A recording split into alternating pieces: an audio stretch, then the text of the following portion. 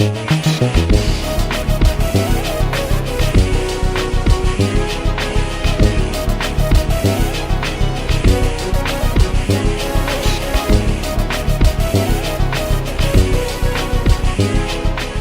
me ask you a question. What is the most wild and Gentai out there for you? Essentially, there is really no wrong answer. There is no right answer to this one. Just what is the most wild Gentai that you have really picked up on? And I know there's some wild and stuff out there, especially if you look back at the 80s, 90s, and whatever.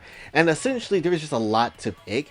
But high key, what is something that is wild, but let's switch it up, that you can withstand watching though? I feel like there's probably something weird, wild, that you probably really don't like the idea that you watched, but you did anyway, and you actually pulled through. You wasn't even there for the, the actual scenes itself. You're just there just because what kind of wild ride were you getting on? And that's basically the type of stuff I found today. Or at least one of them was. One of them was very much, basic, sort of hateable sort of thing.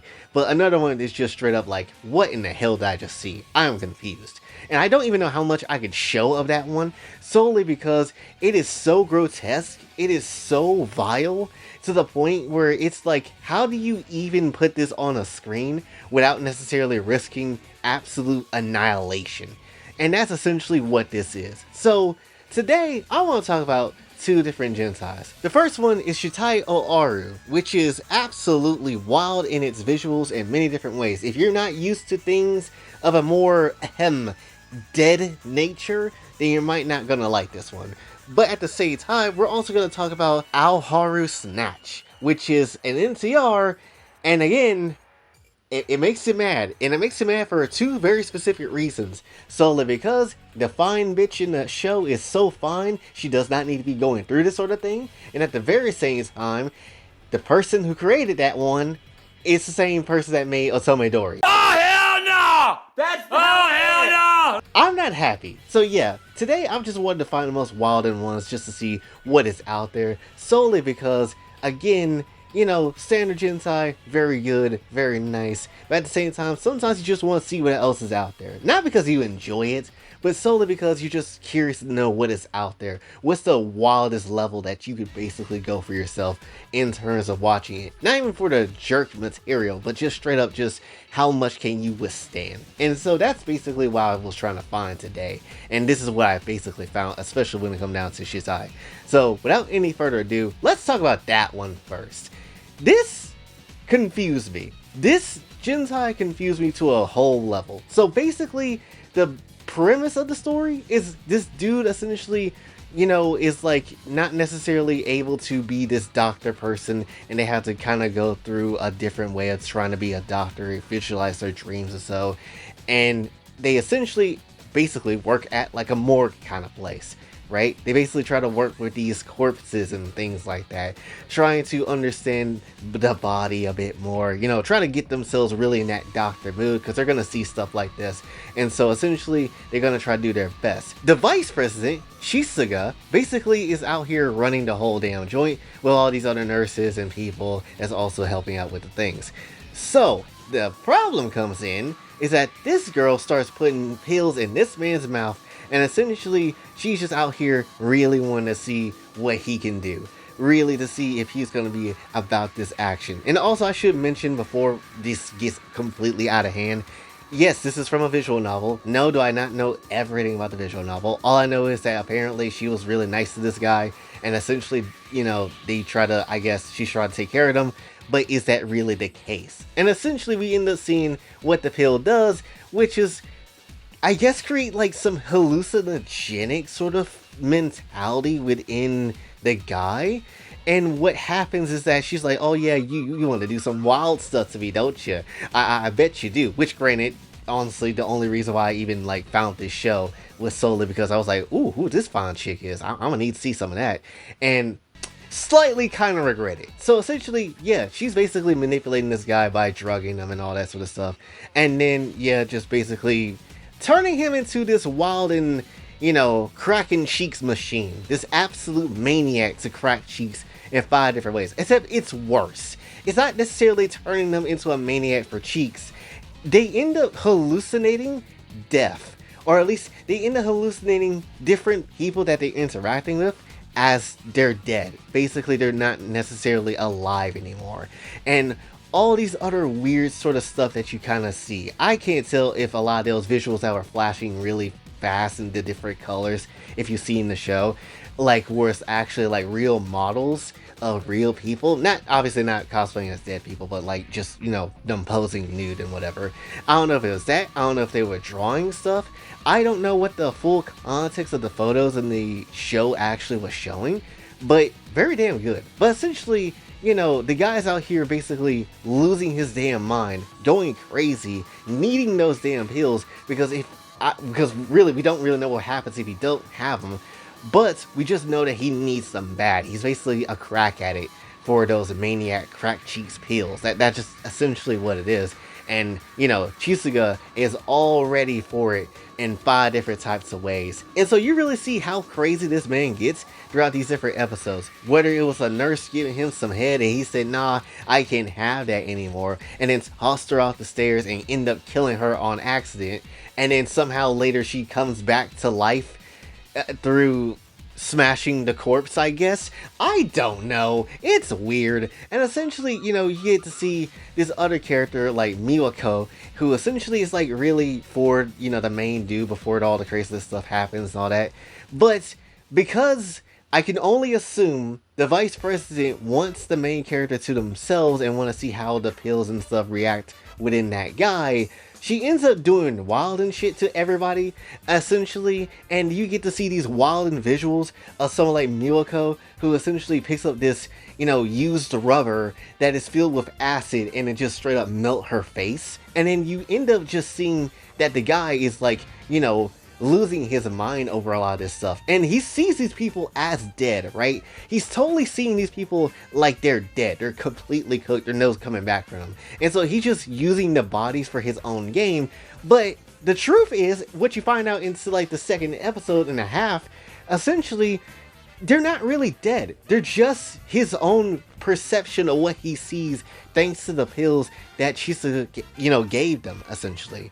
And so what you're seeing is not necessarily truly dead people. You're just seeing him kind of going through it, being like, oh yes, I must wash the bodies. You must be clean by my hands. You must be, you know, you must be the perfect specimen. You know, I must use you in all these sort of ways. I must clean you out like it's actually, you're actually dead, but they're really not effing dead.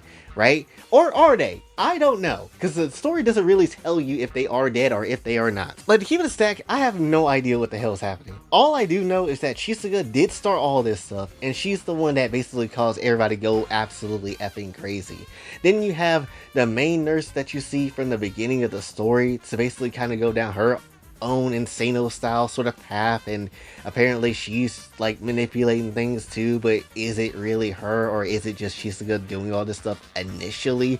We don't really know. And basically it's just full of just rape nonsense, just straight up brutality from left to right. And even at the very end of the damn scene, the last major crazy scene that happens is that you basically see Miwako essentially getting like dissected, essentially, and getting her boob cut off and her stomach open up, saying like, oh, she's pregnant. I'm thinking, oh yeah, they'll let her give birth, I guess. But no, they split her whole stomach open and it was like this weird centipede monster after, you know, Chisuga took a whole staff or rod or something like that and essentially just trying to keep ramming into the pregnant Miwako. It was very weird. It was a very weird thing, and all of it ended off with basically the news kind of telling us that 10 people in that facility basically died, and essentially, you know, they have no idea as to how everything kind of happened, but they do know that Chisuga did start all this shit, and she's on the run basically, or at least she went missing. They don't know where she is, but they do know that she's the main person. And so all you see is that the dude that obviously was on these pills for like the longest of time, he ends up surviving, but he's still crazy. And the person that he killed at the very last smashing scene for him apparently she's still around and she's, still trying to treat him and all that sort of stuff too, right? Like he ended up like definitively, well, at least what it looks like, straight up murking her ass at the very last smashing scene, just using her in all sorts of ways, in the worst possible ways. But then essentially she's alive now, and it's never really fully explained in the anime. Maybe the visual novel explains it, but the animation never really did. So I'm kind of confused as to what the hell even happened as to what I was seeing. It wasn't even dead people in this whole thing. It was just solely, just straight up, the hallucinations of what we saw. And you don't really know who's actually dead or if anyone's actually alive. You don't really know. You just know that Chisuga is on the run. She did start all this shit. The main guy's still alive. And essentially, the nurse may or may not be alive. We just don't know. There's just so many unknowns about this whole thing. But it was such an interesting watch. I wasn't really there for the material of the scenes. I was really more there for the plot of the story. And I wanted to see what happens with Chisuga in particular, solely because, again, that was the main reason as to why I even tuned in the first damn place. Because I was like, oh yeah, she about fine as hell. I'd crack her 500 different times of ways. But only for her to reveal herself to be even worse than the Torre somehow. And so just essentially just be on this sort of time and just try to do all these human experimentations. It's weird. It's a weird damn thing, but it somehow was strangely entertaining somehow. I don't get why. I don't get why a show with death sort of visuals was entertaining, but it was. And I would deadass give it like a 6 out of 10. Not the greatest thing, right? Definitely not going to start jumping into other Gentai where that sort of material is a thing. Like, no. But I'm pretty entertained by it though. I'm not gonna sit here and lie. And yes, if Chisuga wasn't crazy, oh for sure, all the cracking she got in that entire show would definitely be, triple that, maybe quadruple that if I was in the room. That's just how it is for me. Kind of just once again showing how hot women with glasses can be. So with that freaky nonsense out the way, let's talk about the other one that you're just gonna hate just solely because it's NTR. Aharu Snatch, which, why is it every single NCR having the most finest women of all time? Like, deadass, if you ever want to be like, I wonder, could realistically Japan beat some of these gacha game character designs? Yes. Oh, they absolutely could. If they literally crafted like a whole bunch of characters that are just NCR baits all the dang time, they would win a lot of the dang time. The unfortunate part is, it's because it's NCR, it's because these characters are gonna cheat, or they're gonna be used in some shape or form and they can't say no at some point, then, it kind of ruins it. But they could absolutely be up there for debate if they're gonna be equally as hot as some of the other characters that exist in these gachas. But when it comes down to it though, it's a very simple story. It's basically if Doki Doki went wrong. It's basically you have Monica in this room, and essentially you just have her with no other members but herself, but these asshole people come through and essentially they start cracking their cheeks so the club don't necessarily, go down and disband because they need members. And that's essentially what this is.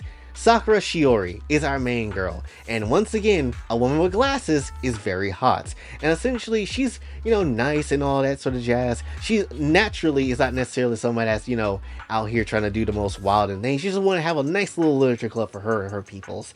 Unfortunately, no one wants to join because of different commitments and all that sort of stuff. So she ends up running on the guys that was trying to use her club room for a hangout spot. And it was just like, you know what? I need somebody in here because I don't want this club to disband. I'll do anything. Oh, you should never have said that. And unfortunately for Sakura, this is when things just started getting, typical NTR nonsense madness. And essentially, we end up seeing her getting cracked, getting straight up raped by all the guys, and it's just not a fun time for her. It is just not a fun time, and she just keeps getting used over and over and over again. And funny enough, this is the first time like a Queen Bee animation actually looks kind of hot and actually looks really good, so I'll give you props on this one.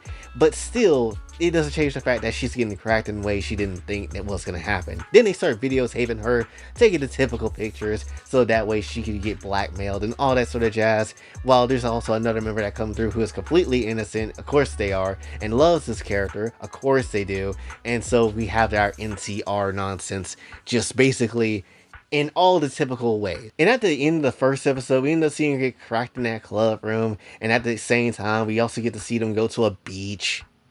and they start cracking her at the beach while the guy goes out to get juice and whatever. And it was like, and the crazy part is, I'm surprised at this, that they actually did it that way, where the guys were cracking her, but then the guy that actually likes her genuinely was like, you know, I got the juice, and oh, what's happening here? Hey, we cracking this random chick here. You want to go? Which is her, like, full blown. You could just, you know, tilt your head a little bit to the right and you could see that it's Shiori. And ultimately the guy just like, nah, I'm good. I ain't gonna necessarily do all that nonsense.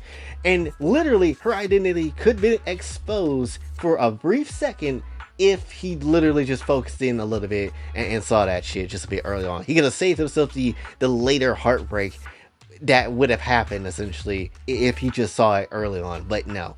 So essentially they cracked her at the beach, be done with it. Second episode, they go ahead and just start being at this, you know, club house, I guess, or this camp house or whatever, and essentially they're just like, all right, time to use the toilet, and the toilet is her. And so they're just cracking her again and again and again, and she's still looking good, but you know, it's NTR, we already know the story. And then the main boy, Nijima, I finally remember his name. The main boy, Nijima, basically went out their way to, you know, ask for a date for Sakura. And again, she's adorable. She looks cute. She's the type of person, at least in terms of looks, that I would want to clap and want to go out with. That's fine. She looks great. She has all the things going for her if it wasn't for the bitch ass NCR tag. And literally, during that whole date, or at least at the end of it, she was like, alright, I gotta go to the classroom because I forgot my book and whatever, so I'll be right back. Knowing damn well she was basically just going back to that club room to get cracked solely because, you know, the guys have evidence, quote unquote, on her, and at the very same time she wants it herself, so you already know it was Shiji's. And so they cracked her all the way through. And the thing is, the guy that she was on a date with ended up trying to, you know, find her, because when she left she dropped her book on accident. And so he's like, all right, I'll go to the club room. They're clapping her in the club room, and so it literally ends off with the guy hearing her voice and feeling very submissive. He opens the door and then it cuts to the end. That's how it ends. They don't show that he sees it. They don't show the fact that his reaction of her getting clapped. We just know he opened the door. Most likely he saw that, and ultimately he's cooked. He's absolutely done. And that's crazy to end it off there. You bastard. I should have expected this when I found out that this was the same dude that made Otomodori, because that show basically is even worse.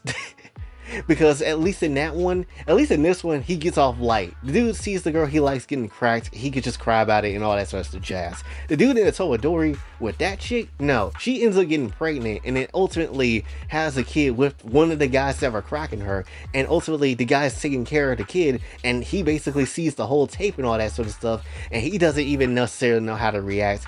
And he just kind of thinks it's a dream and all that sort of stuff. And it's worse. Man, it's delusional in that one. Where in this one, we don't even get to see the reaction of it. Which, honestly, good. I don't want to see the innocent guy get his heart broken and all that sort of shit. But at the same time, boy, you could have cashed in on her cheeks like a little bit of time ago. You could have probably cashed in, you know, a little bit early on to take her away from this nonsense. But in typical NCR fashion, they never do. But ultimately, for a Queen Bee animation, again, it wasn't bad. So ultimately, I will definitely give this one like a 7, right? NCR aside, it was definitely a 7 for sure.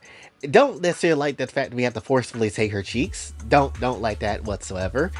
But again, it was still very good, and again, her design helps out a lot. Once again, women with glasses slap tremendously hard. Yeah. Hot ass hoes in these ones. So that's basically all I got to say for this one. So hopefully you did enjoy. If you did, be sure to like, share, subscribe, hit the bell notification on your way out. Also follow my socials, and if you'd like to donate to the channel, Kofi Catcher is available as well. And until then, this is your boy Jay, signing off. Have a blessed day.